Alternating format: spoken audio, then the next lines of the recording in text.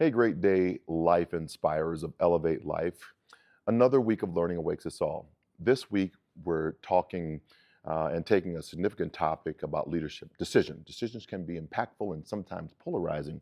And recent Amazon CEO Andy Jassy announced a bold call for the majority of Amazon's workforce to return to the office 5 days a week. This decision has stirred up strong reactions, with employees questioning the future of the workplace and flexibility. And while this is high stakes moment for Amazon, the real question here is what it means for you as a CEO or senior military leader or even a high performance athlete with high stakes transitions. The goal of our elevation today is not to agree or disagree with Mr. Jassy, but rather take a look at the decision.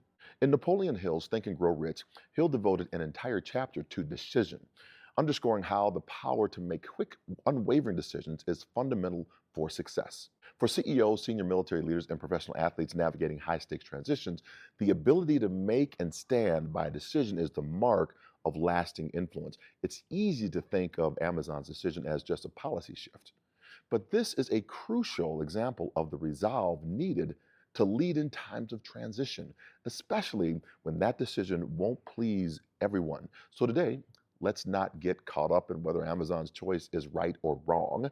Instead, we'll focus on what it takes to make that choice, to count the cost, and to move forward with confidence. Let's expand on the what and why Amazon's decisions for high stakes leadership. This choice is a perfect illustration of Hill's principle. Jassy, like any committed leader, decided with the long game in mind.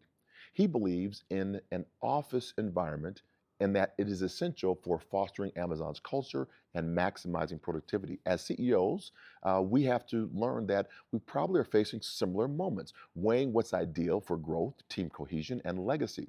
Jassy has already accounted for the attrition of some of his senior people who may not come along for the ride.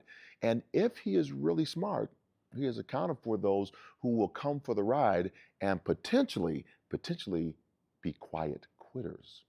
You know, the ones who just come to the office to get the paycheck, but they are checked out on the company values.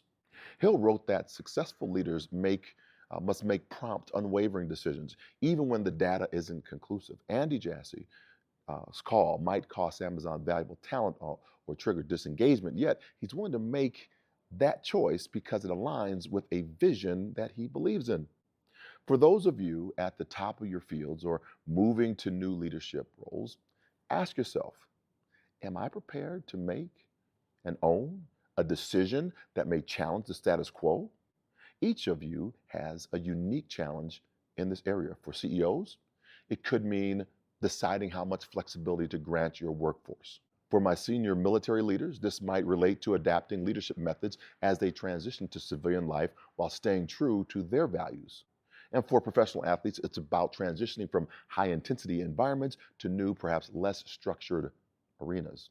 And as Hill reminds us, indecision can be a costly weakness. For CEOs and athletes, it can mean losing your edge. For military leaders, it could mean missing valuable opportunities.